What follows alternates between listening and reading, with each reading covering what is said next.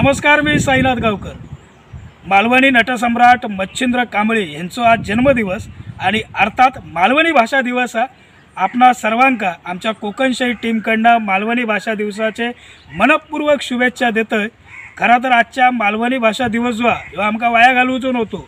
म्हणूनच तुमचो आमचो सगळ्यांचो आवाज अर्थात सिंधुदुर्ग जिल्ह्यातील सर्वसामान्य गृहिणींचो आवाज म्हणजेच कोकणी बाईल माणूस आज आमच्या कोकणशाहीच्या मंचावरती असत. त्यांच्याशी आपण संवाद साधणार आहोत आणि एकूणच कोकणी बाईल माणूस नेमको तयार झाला कसा हे देखील गोष्टी आपण त्यांच्याकडनं जाणून घेणार आहोत. तर चला माझ्यासोबत. नमस्कार, माझ्या सोबतीन असत कोकणी बाईल माणूस अर्थात निशा आजगावकर.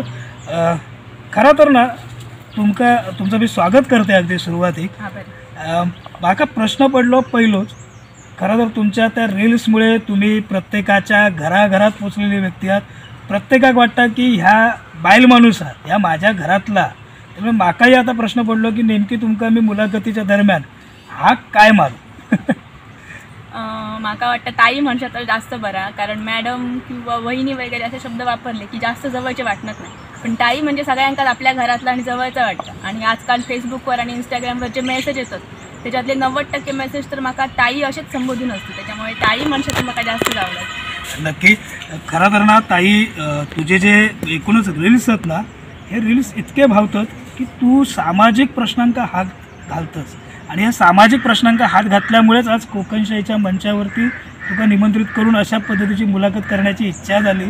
कारण की मनोरंजनाच्या पलीकडे जाऊन कुठंतरी काहीतरी सामाजिक विषयांका हात घालणारे व्यक्ती आज प्रत्येकाच्या घराघरात पोचलेली आहे. खरं तर ना ह्या कोकणी बाईल माणूस ह्या आधी तुका नाव नेमक्या कसा सुचला.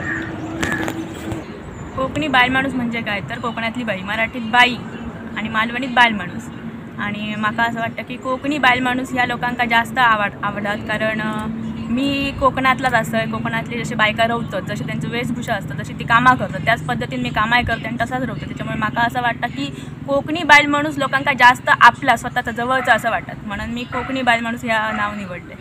कारण त्या नाव निवडल्यामुळेच ना ताई तू आता ना प्रत्येकात कोणाक आपली ताई वाटतंस, कोणाक आपली मुलगी वाटतंस, कोणाक आपली सून वाटतंस. ह्या त्यामागचाच खऱ्या अर्थानं गमका म्हणाक हरकत नाही. खरं तर ना ताई तुझे इंस्टाग्राम असतील, फेसबुक असतात, व्हॉट्सअप असतात, या सर्व सोशल मीडियावरती जे व्हिडिओ असतात हे व्हायरल होतात. एखादो सामाजिक विषयच हाती घेऊ असं तुका नेमक्या का वाटतं. मी पहिल्यांदा माझा माहेर मातोंडमध्ये वेंगुर्ल्याच्या आणि मी कॉलेज केले सावंतवाडी. त्याच्यामुळे तिकडचे जे काही अनुभव असतात त्याच्यानंतर मी कॉलेज करून पुण्यात गेले, तिकडे मी नोकरी केलं. तिकडचे अनुभव असतात त्याच्यानंतर परत मी गावाकडे गेलो आहे. हे सगळे अनुभव जे मी घेतले ठिकठिकाणचे ते बघून माका असं वाटतं की जे काही लोकांचे प्रश्न असतात जे आजपर्यंत मी बघितले ते कोणीतरी बोलाक होय, समाजासमोर मांडाक होय. आज ना उद्या हळूहळू प्रगती होईल, अचानक काय बदल घडत नाही. आणि माका वाटतं की मी बोलान खूप मोठं बदल होतो असं नाही, पण आज जे लोक माझे व्हिडिओ बघतात त्यांच्यात तर तो बदल दिसून येतात. माका लोक मेसेज करतात, त्यांची उत्तरं वाचून माका असं वाटतं काहीतरी बदल घडता. त्याच्यामुळे मी ह्या समाजात हे प्रश्न मांडूचा विचार ठरवलेला आहे. नाही, नक्कीच. आज ना तुझे आजपर्यंतचे जे काही रील्स असतात हे रील्स जर बघितले ना तर त्यातनं एक गोष्ट ना दर्शक हो खरं तर अधोरेखित करण्यासारखी आहे की खायच्या राजकीय पक्षाचं समर्थन नाही, खायच्या राजकीय पक्षाक विरोध नाही, सर्वसामान्यांचे प्रश्न. आता सर्वसामान्यांच्या प्रश्नामध्ये ना ताई तुझं एक मी रील्स बघितलेलं आहे त्या म्हणजे तृतीयपंथीयांच्या बाबत. नेमकं काय होतं त्या दरम्यान, काय नेमकं तुझ्या निदर्शनास आलेलं, काय तुझ्या डोळ्यासमोर दिलेलं, काय नेमक्या रील्सचा त्या अर्थ होतो. पुण्यात असताना पण बघितलं शहराकडे तृतीयपंथी लोकांची संख्या जास्त असते गावाच्या पट्टीत, आणि गावाकडे क्वचित एखाद दुसऱ्या मी बघितले असतले आजपर्यंत. पण माझ्या मनात असे विचार होतात त्यांना बघून की त्या लोकांबरोबर आजूबाजूची माणसं बोलाक बघणत नाही, त्यांना कोण बसाक जागा देणार नाही आपल्या बाजू. त्यांच्याकडे बघूचं दृष्टिकोनच लोकांचं वेगळं असतं, जसे काय ते एलियन असतं आकाशातून तरी टाकले. त्याच्यामुळे मला असं वाटतं की असं काय नाही, ती सुद्धा माणसं असतं, त्यांच्या अंगात सुद्धा रक्त असतं. आणि देवान जन्माक घालताना असं कोणाक वेगवेगळ्या जन्माक घालूक नाही, सगळी सारखीच माणसं असत. आम्हीच हे भेदभाव सुरू केले. मला वाटतं सगळ्यांका जगाचो सारखो अधिकार असा आणि आम्ही आधी ठरवणारी कोण की त्यांनी कसा जगायचा किंवा त्यांनी कसा वागायचा. प्रत्येकान सगळ्यांका समान अधिकार असा, सगळ्यांनी एकमेकांका समजून घेऊया तेव्हाच माणूस की आपण जी म्हणतो ही ह्याच्यातूनच दिसतं. नाही खरं असं मी ना ताई असे काही अनेक सामाजिक विषयांवरती तुझ्याशी बोलणारच आहे. पण तत्पूर्वी ना माका ना तुझे रील्स बघताना एक प्रश्न माकाच नाही सगळ्या दर्शकांका एक प्रश्न निश्चित तुझ्या देखील फॅन्स फॉलोअर्सका पडलेलो असतो. नेहमी ह्या काजूच्या बागेतच काजूची बोंडा समोर घेऊन रील्स का तयार केले जातात? काय गणित आहे ह्या मागे नेमक्या? नाही असं काय नाही. सध्या झाला काय की कोकणात ह्यो महिनो असा आता मार्च एंडिंग गेला आणि सध्या कोकणात ज्यांच्याकडे काजू आहेत ते लोक काजीतच असते. घराकडे तुमका कोण गावाचा नाही आणि आम्ही तर शेतकरी माणसं असो. आमका घराकडे बसण्याची चालतच नाही. पण आपल्या मनात जे विचार असतात ते मांडू होय. मग त्याच्यासाठी काय करायचं? सेपरेट वेळ काढणं शक्य नाही असं. शिवाय गावाकडे बऱ्याच ठिकाणी रेंज नसतं. आमच्याकडे तर अजिबातच रेंज नाही. मग काय करायचं तर मोबाईल आपलं घेऊन जायचो. जा काय काम करतो काळजी असाल ती आता उद्या सकाळी पुढे आणखी बेडे असतील काही आंबे असतील जा काय काम असतात सर तो मोबाईल घेऊन जायचं आणि आपल्या मनात जा काय असं त्या घडाघडा बोलान टाकायचं असंच. मग तू जा काय बोलतस या असा ठरवलेला असता अगोदर स्क्रिप्ट केलेली असता की काय मनात येतं आपला? नाही स्क्रिप्ट वगैरे असे शब्द माझ्यासाठी नवीन असत. माका ह्या शब्दांचा अर्थ सुद्धा माहिती नाही असं खरं थोडक्यात सांगायचं तर.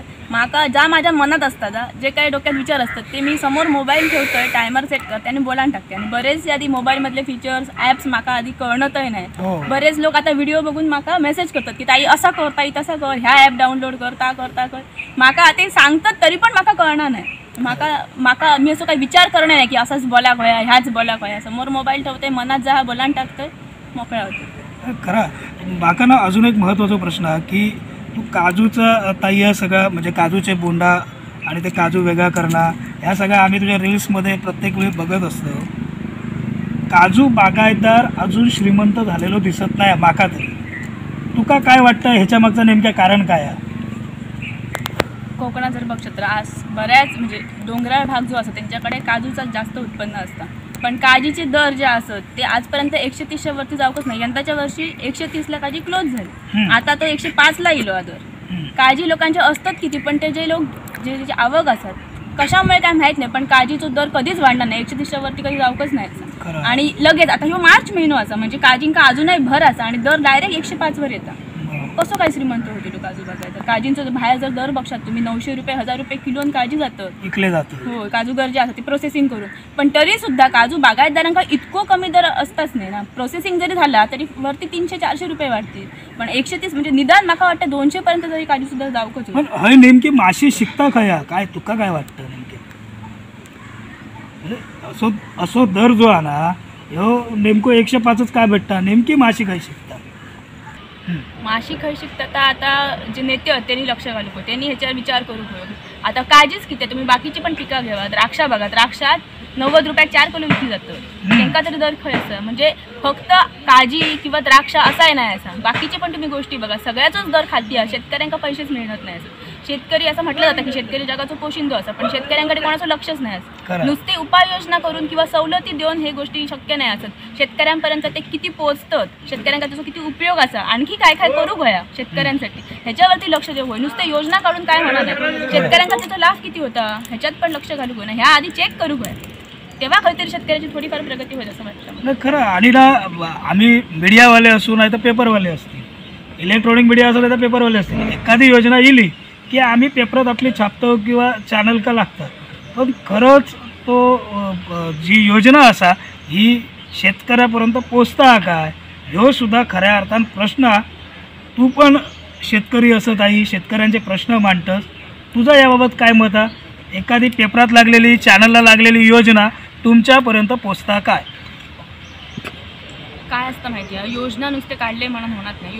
योजना अंमलात आणण्यासाठी त्यांच्या आधी बरेच पात्रता नियम असतात अटी असतात. तुम्ही त्या सगळ्या अटी नियमांमध्ये बसा त्याच्यानंतर तुम्ही त्या योजनेसाठी पात्र ठरतलात आणि पात्र ठरल्यानंतर सुद्धा ती योजना तुमका किती महिन्यांनी मिळत किंवा किती वर्षांनी तुमच्यासाठी लागू होईल ह्या पण सांगायचं नाही. त्याच्यामुळे मला वाटतं की शासनानं आधी ह्या बघू घ्या की शेतकऱ्यांपर्यंत त्या योजना पोहोचतात की नाही किती शेतकऱ्यांपर्यंत पोहोचतात. आता कर्जमाफीची आणि इतके सगळे पेपरात बातम्या येतात किती लोकांना कर्जमाफी मिळतात किती लोकांना त्याचा फायदा होता बघितलात का तुम्ही? खरा जाऊन तुम्ही गावागावात जाऊन चेक करू घ्या की खराच किती लोकांना ह्याच्यामुळे फायदा झालो असा.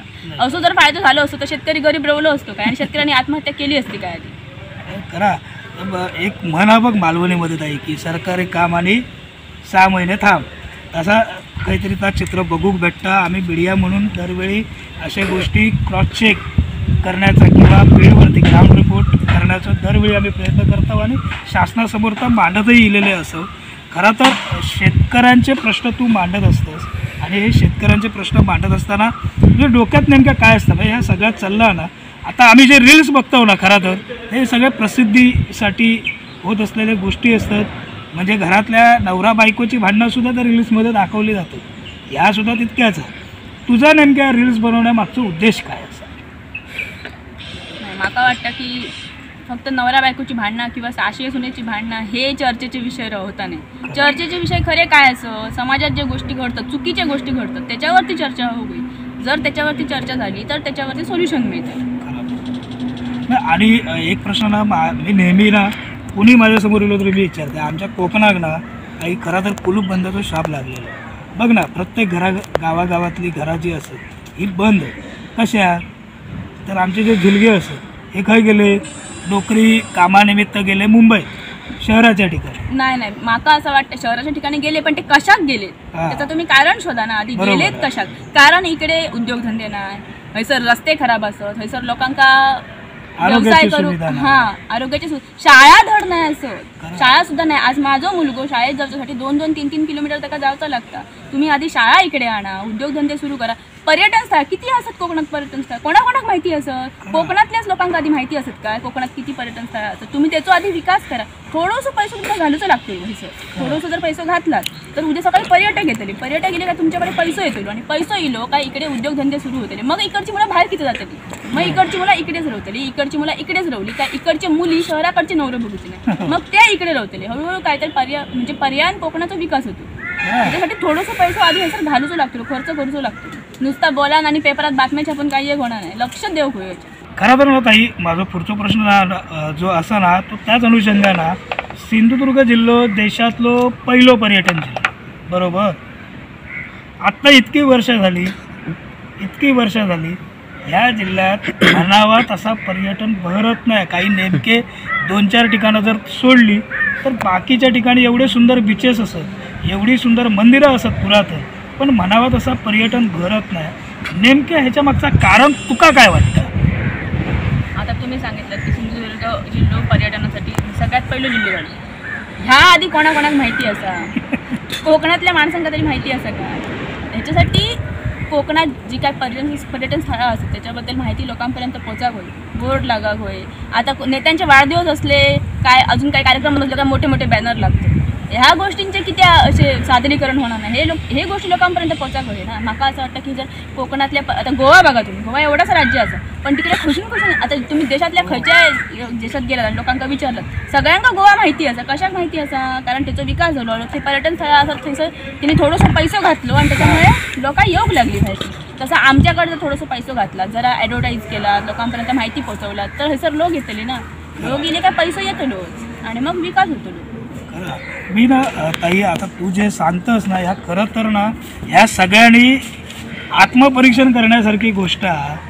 तुझ्या रील्समध्ये ना कुठलो गवगव असता, ना खायच्या राजकारण्यांका टीका टिप्पणी असता, ना काय समर्थन ना विरोध असता. तू फक्त मुद्दे मांडतोस.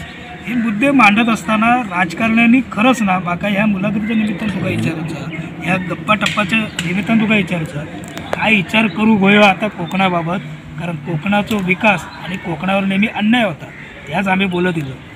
आता काहीतरी कोकणात न्यायाची बाजू भेटावी म्हणून या राजकारण्यांनी नेमकं काय विचार करू गो तू काय सांगशील? राजकारण्यांनी काय करू काय म्हणजे आता ह्या राजकारण्यांका समजत नाही. तुम्ही हे सगळे रस्ते बघा, मुंबई गोवा हायवे झाला. हायवे खंयपर्यंत बरो असा? राजापूरपर्यंत हायवे ठीक असतो, व्यवस्थित असतो. त्याच्या पुढे रस्तो बघितलात काय? मंत्र्यांका आधी ह्या रस्त्यावरून घेऊन या. आता चिपीक विमानतळ झाला, विमानतळाकडे जाणारे रस्ते बघा तुम्ही.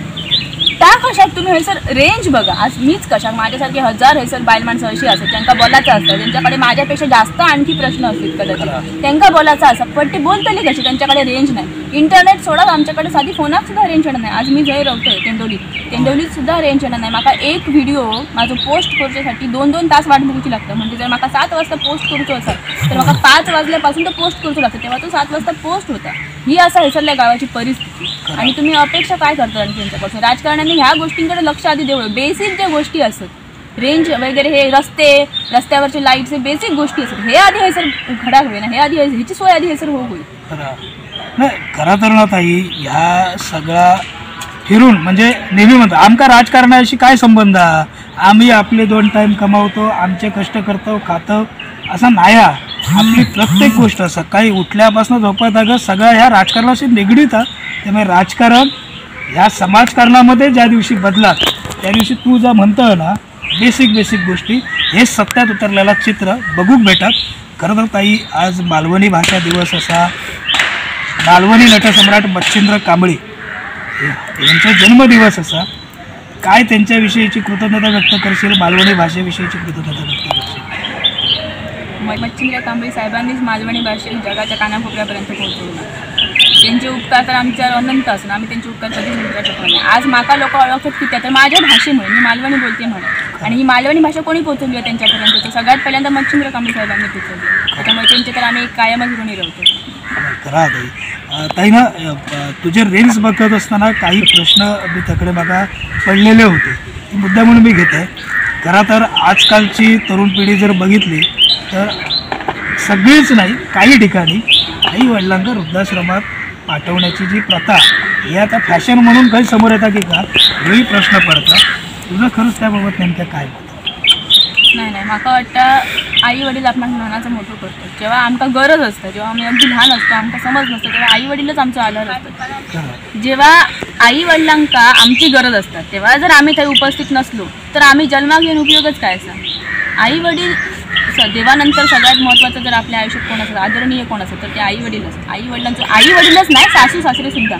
माका असं वाटतं की आई वडील सासू सासरे ह्यांका वृद्धाश्रमात ठेवणं चुकीचंच असतं. तुम्ही कितीही अडचणीत असलात, कितीही तुमची गैरसोय होत असली तरी आई वडिलांका वृद्धाश्रमात पाठवणं चुकीचंच असतं. नाही खरं तर ना, तुझा अजून एक रील होता जा खूप व्हायरल झाला मोठ्या प्रमाणात.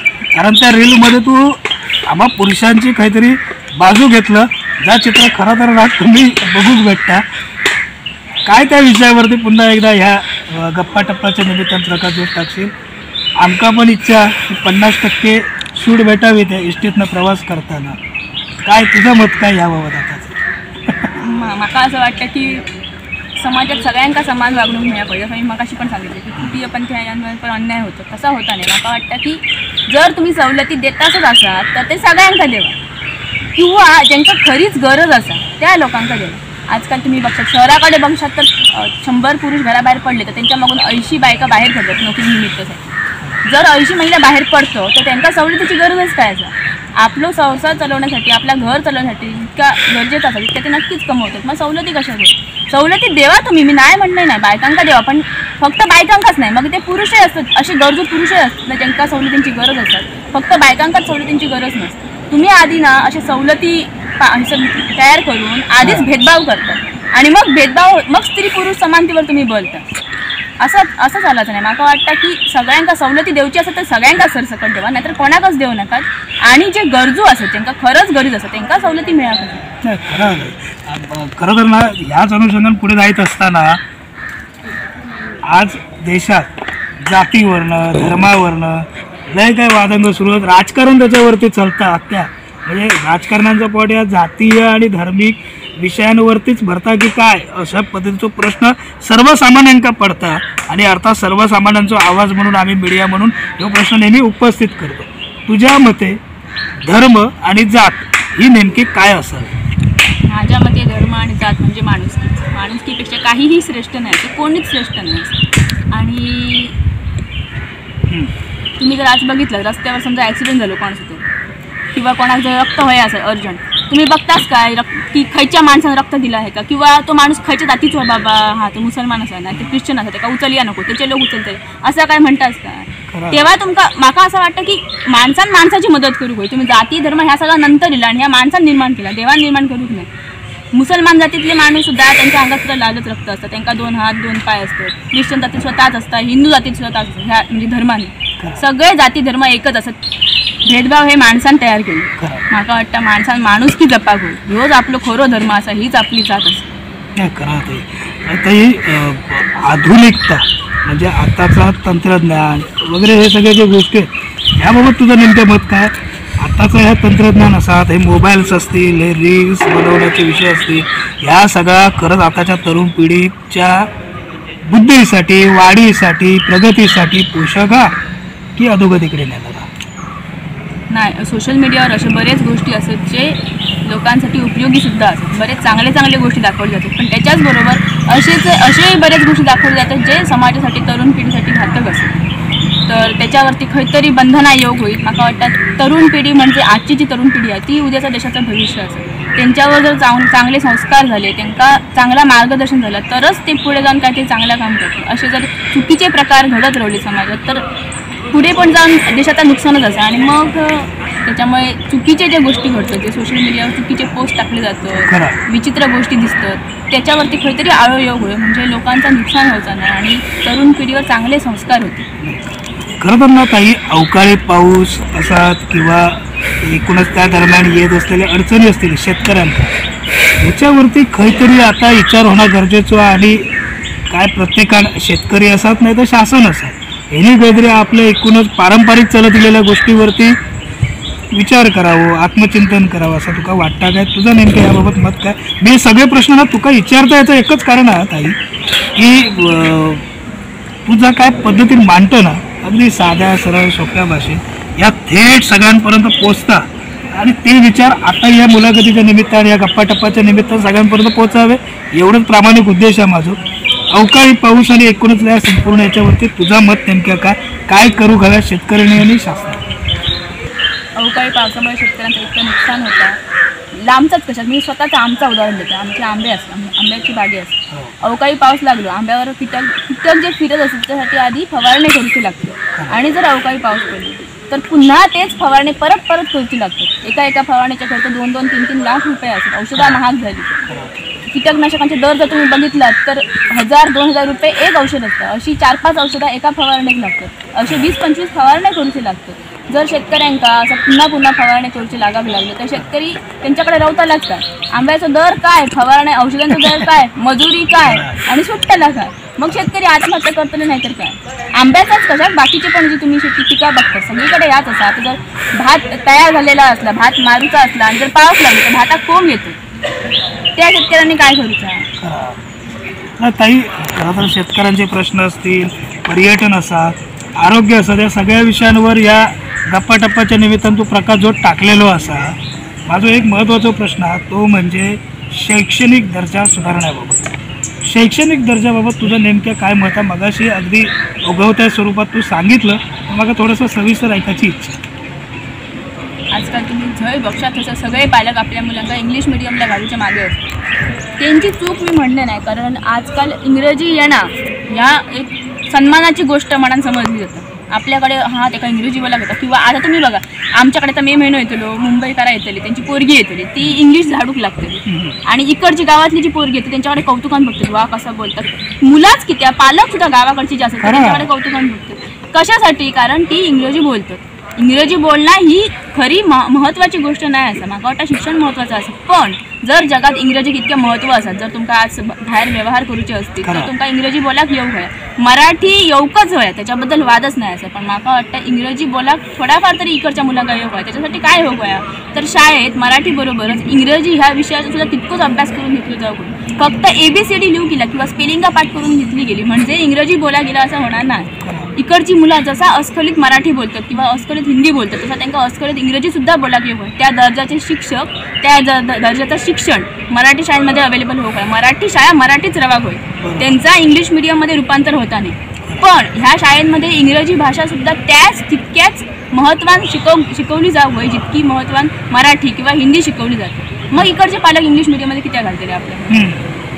नाही खरा म्हणजे तू ताई जे काय मांडतो ना याच्यात, हे एका सिंधुदुर्ग जिल्ह्यातील सर्वसामान्य गृहिणीचा प्रातिनिधिक रूप प्रातिनिधिक स्वरूपात तू मांडतस. ह्या मात्र आजच्या गप्पाटप्पाच्या निमित्तानं पुन्हा एकदा अधोरेखित झाला. मी या मुलाखतीच्या शेवटाकडे येते. खरं तर तुझ्याबरोबरची चर्चा कधी थांबाच नाही असं माकाही वाटतं आणि आमच्या ह्या सगळ्या दर्शकांका, तुझ्या फॅन फॉलोअर्सका सगळ्यांका वाटतं की तुझं एखादं व्हिडिओ एखाद्या दिवशी नाही पडलो काहीतरी चुकल्यासारखं वाटतं. खरं तर ही तुझ्या कामाची पोच पावते असं म्हणाक हरकत नाही. काय संदेश देशील? आजचो दिवस कसं जगावं, उद्याच्या दिवसाची खरंच वाट बघावी, नेमक्या काय संदेश देशील याबाबत? म्हाका आधी सगळ्यात महत्त्वाचं दर्शक तांकां सांगण्यासारखें वाटतं की मी एक साधी गृहिणी असे, शेतकरी कुटुंबातला असे, त्याच्यामुळे मी एकसारखो मोबाईल हातात घेऊन बसा शकणे नाही. बरेच लोक मेसेज करतात की मॅडम तुम्ही रिप्लायच देणार नाही, ताई तुम्ही बोलनासच ना. त्यांना म्हाका सांगायचं की असा अजिबात नाही असा. मी अगदी साधा माणूस असे, जमिनीवर पाय असत आणि कायमच जमिनीवर पाय रोवतले माझे. पण होता काय की शेतकरी कुटुंबातला असल्यामुळे एकसारखो फोन घेऊन बसणं आमकां परवडणार नाही. शिवाय आमच्याकडे रेंज नसता, व्हिडिओ पोस्ट होणार नाही. जेव्हा व्हिडिओ पोस्टिंगला टाकते मी तर तेव्हा माझा मोबाईल इतको हँग होता की बाकी काहीच ओपन होणार नाही. त्याच्यामुळे मी लोकांपर्यंत पोचाक शकणार नाही किंवा उशीर होता लोकांका मेसेजांका रिप्लाय देऊ. आणि शेतकरी असल्यामुळे एकसारखा मोबाईल घेऊन बसणं बरा दिसणार नाही. त्याशिवाय माझ्या घरात वडीलधारी माणसं असतात, मी एकसारखा मोबाईल घेऊन बसले तर त्यांच्याकडे खंयतरी माझं दुर्लक्ष होतं किंवा माझी जी जबाबदारी असत, जी माझी कर्तव्य असत थंयसर खंयतरी मी कमी पडतले. त्याच्यामुळे रोज रोज व्हिडिओ पोस्ट करणं शक्य होणार नाही. जेव्हा जेव्हा म्हाका शक्य असतं तेव्हा मी पोस्ट करतोय आणि मी नक्कीच पोस्ट करीत राहतले, माझे विचार तुमच्यापर्यंत मांडीत राहतले, नक्कीच प्रयत्न नक्कीच करतले. पण तोपर्यंत तुमच्या कोकणी बायल माणसाक सांभाळून मात्र घ्या. कोकणी बायल माणूस ह्या तुमच्या आमच्या प्रत्येकाच्या घराघरातला असा, त्याच्यामुळे आपण सगळ्यांनी त्याला सांभाळून घेणं ह्या आपलंही कर्तव्य असा एवढा निश्चित आहे.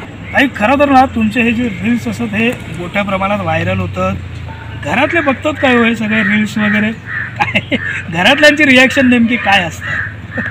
नाही, घरातले रील्स बघणे म्हणजे त्यांच्याकडे आधी अँड्रॉइड मोबाईल नाही असत. आम्ही साधी माणसं असल्यामुळे असले चोचले आम्ही काय करणार नाही. आताची आधुनिक जी पिढी असतात त्यांच्याकडे अँड्रॉइड मोबाईल असतो. त्याच्यामुळे घरातली जी वडीलधारी माणसं त्यांना व्हिडिओ बघण्यापेक्षा म्हणजे व्हिडिओबद्दल जास्त काही माहिती नाही, पण मी असं काम करते ह्या त्यांना माहिती आहे. माझ्याबद्दल त्यांना खूप अभिमान वाटतं. खास करून माझे सासूबाई आणि माझे मिस्टर, माझे सासूबाई त्यांना मी ओ आई किंवा ओ सासूबाई म्हणणे नाही, ये आई म्हणणार हाक मारते. जसं मी माझ्या आईक हाक मारते आणि आज तिनं मला इतकं सपोर्ट केलं, ती करता सपोर्ट म्हणूनच मी ह्यापर्यंत पोचाक शकले. जे मी व्हिडिओ बनवते ते व्हिडिओसुद्धा बनवण्यासाठी तिचा मला खूप पाठबळ आणि खूप प्रोत्साहन असतं. आणि तुमच्या अहोन जाऊ अहोंबद्दल काय बोलायचं, सगळ्यांना आपले हो आपलेच वाटतात. त्याच्यामुळे त्यांच्याबद्दल त्यांच्यात जरी वाईट गुण असले किंवा चांगले गुण असले तरी कोण जगासमोर मांडणार नाही. पण नक्कीच सांगा माझे जे हे असत त्यांचं नाव अमित राजगावकर, त्यांनी मला खूप सपोर्ट केलो असा. आता तर माझा मोबाईल एकसारखं हँग होता, त्याच्यामुळे ते सांगतात की तुका नवीन मोबाईल घेऊन देते, जरा राव काळजी, जरा काळजी संपाने काळजीचे 4 पैसे म्हणे मग तुका नवीन मोबाईल घेऊन देते. म्हणजे इतकी सपोर्ट करणारी माणसं असताना आणि काय. आणि माझे रील्स जे बघते जे प्रेक्षक असतात कोकणातली जी माणसं असतात त्यांचं सुद्धा इतकं भरभरून प्रेम आणि सपोर्ट मिळतात. देवाचे इतके आभार मी मानते, ह्या लोकांचे इतके आभार मानते. आणि आयुष्यात व्हाया काय म्हाका ह्याच म्हाका करूचो होता आणि आम्ही करतोय आणि म्हाका इतक्या भरभरून यश मिळतात, त्याच्यात लोकांचा पाठिंबा मिळता, ह्याच्यातच मी खूप समाधानी सुखी असते. खरं तर तुमचे काळजी मोठ्या प्रमाणात झाडाक धरो ते इकले जावो आणि तुमच्या हातात अँड्रॉइडऐवजी आयफोन येवो अशा पद्धतीचे सदिच्छा या मालवणी दिवसाच्या निमित्तानं मी देतं. ह्या चर्चेमध्ये ताई तुम्ही खऱ्या अर्थानं सहभागी झालास, गप्पा टप्पा रंगले. हे मगाशी मी बोललेल्याप्रमाणे थांबूच नये असं वाटतं. पण आता ह्या टप्प्यातले पण काळजी सपत इलेले असत, त्याच्यामुळे ही चर्चा इथं स्वल्पविराम देऊचो लागता. पुन्हा एकदा आपण भेटणार असं. नाही थांबा, मला अजून बोलायचं असं. रील्स मी आतापर्यंत खूप बनवलं आहे, पण कोकण शाहीत माका माझ्या मनातले विचार खरा मी कसा असे तर बोलायची संधी दिली.